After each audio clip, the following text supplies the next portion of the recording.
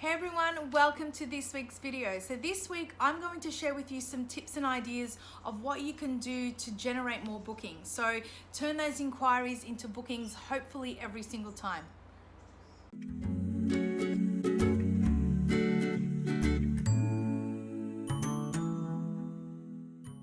Okay, so the first thing that you should be doing is driving people to your contact form. So I know some of you don't have a website yet. You can still use free software like Google Forms or Jotform. These are free and easy to use, where you can create questions for people to actually fill out and able to contact you. So you can embed these on your social media through the links, and you can also embed these under the tabs in on your Facebook page, so people can actually click to contact you and fill out the forms. Now, it's okay if you have people messaging you, calling you, but why I want you to start converting them into being able to fill out the form on your website or your social media is because you will have their details for you to actually contact them and have a chat with them and then move on and do other things as well. Because it's important, because people might call you, you don't know their name, what they're really after, but when they fill out the form, you know exactly what they're after. And then if you get on the phone with them or email them back, you know what to actually say to them. So it's really important to start driving traffic and inquiries through a contact form. The second thing is, now once you've created a contact form, it's really important to create an autoresponder, because people are so busy these days, they want a quick answer. So having an autoresponder, which means that an email that will send out to them automatically helps them feel that they are being noticed and that you will get back to them. So the autoresponder pretty much just tells them that you received the inquiry, and it could tell them other details as well. But it's important to have one in place so they don't feel like they're just sitting and waiting until you contact them, whether by phone or by email.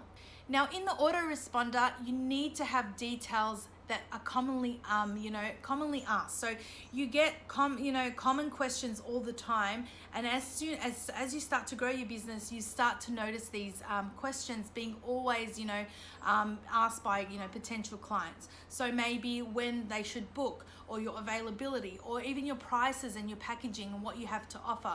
So I always like to answer these common questions in the email, and the next most important thing to have in the email is what they should do next.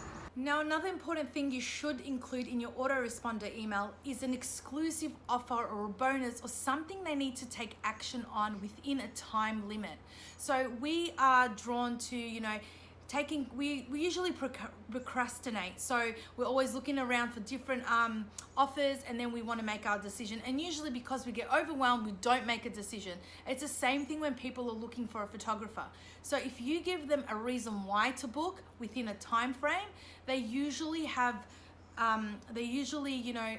searching quicker and trying to make a decision whether they should book you or not. And that usually most of the time converts those inquiries into bookings.